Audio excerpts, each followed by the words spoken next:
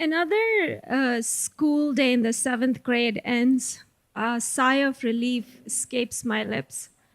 As I head home, I pray that my mother has cooked something other than aloo roti, which is potato and bread. A simple staple dish prepared with just under 5 ingredients. It's not that I dislike the dish, it's just that she makes it almost every afternoon, and I yearn for a change. Perhaps chicken tikka, maybe some kebabs. My growling stomach urges me to hurry up the stairs. I live on the fourth floor of Al Asif Square, a massive apartment complex on the outskirts of Karachi, Pakistan. The afternoon sun casts long shadows in the courtyard as I reaches my floor.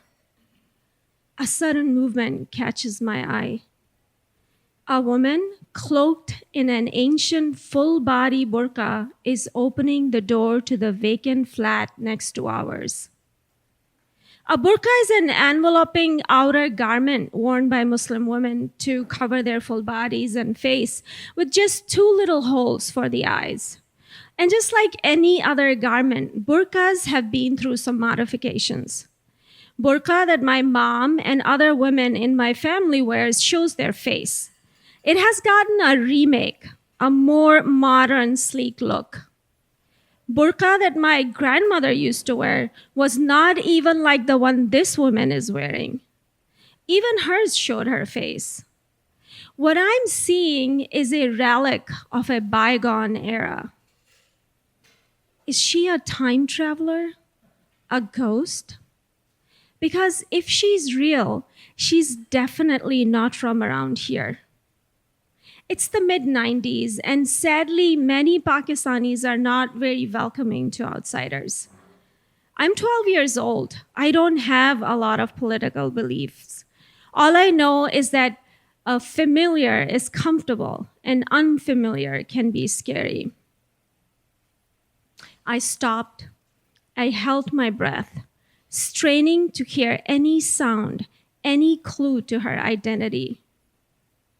As she unlocked the door, she brings out her hand from the folds of the burqa, her hands adorned with intricate henna patterns and colorful bangles.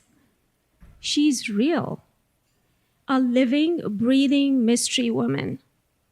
And with a swift, sudden movement, she just disappeared inside the flat. A whirlwind of questions swirled in my mind. Who is she? Where did she come from? Who else lives there? I needed to tell someone about this. And just like a witness to a potential crime, I bursted in the kitchen and hurriedly recounted the detail of my suspicious observations to my mother.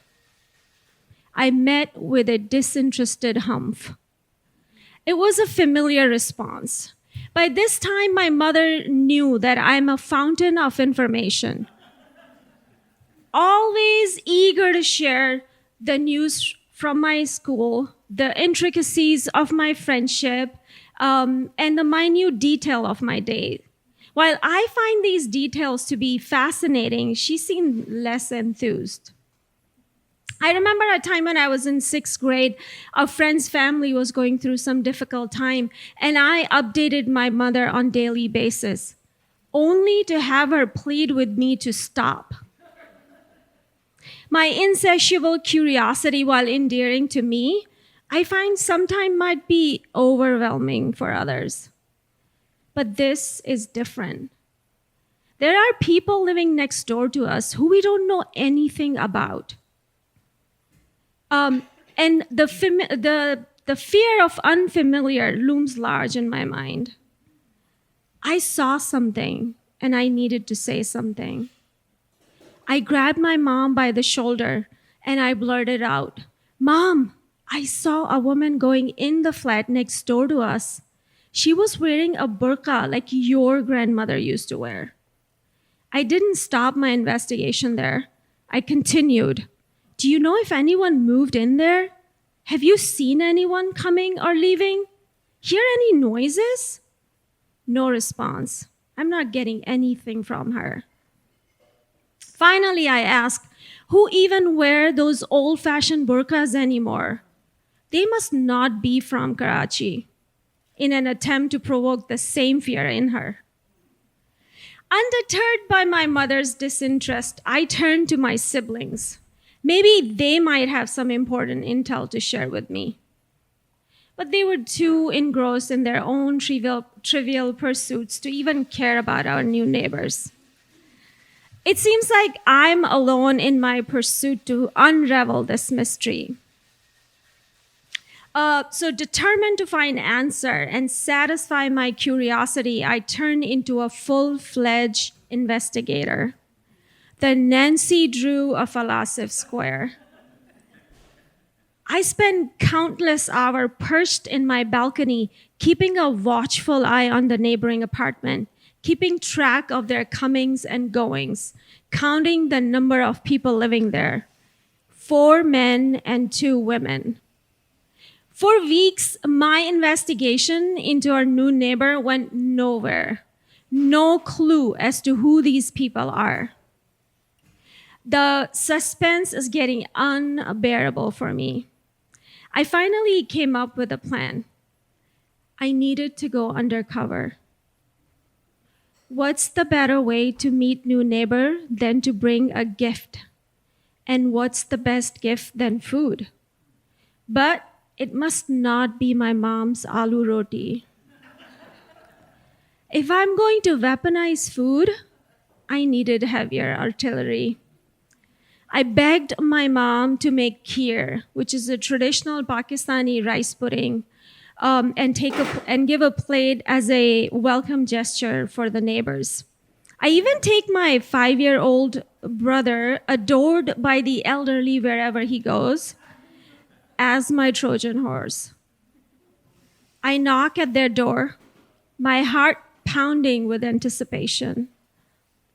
The door creaked open, a pair of eyes peering from behind a veil, and then a moment of hesitation. To my surprise, the door swung open, inviting us inside. Finally, the moment I was waiting for. I'm inside the house of my neighbor, and my whole world turned upside down. Their house is clean, warm, and inviting. Inside, 2 women, a mother and a daughter, greeted us with the biggest smile. It seems like they were as curious about us as we were about them. As I started talking, I realized that they speak a different language. They're speaking Pashto while I speak Urdu. So we communicated with awkward hand gestures and broken phrases. I learned that they are refugees from Afghanistan moved to Karachi for a better life. Over time, our 2 families formed a special bond. We would share meals together, share stories. The once mysterious neighbor turned into dear friends, enriching my lives in ways that I could have never imagined.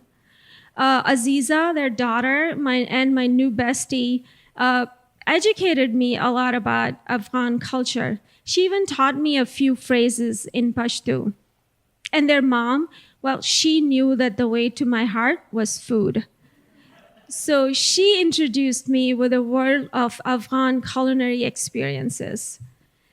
If we were weaponizing food, she clearly won the battle. On Eid, which is a religious Muslim holiday, I sat on their beautiful red Afghan carpet and had my first plate of Afghan pulao, which is a sweet and savory dish of rice and lamb and cardamom and raisins, a delicacy unlike any I've ever had in my life. It was clear that if our neighbor posed any threat, it was to my mom's aloo roti. Thank you.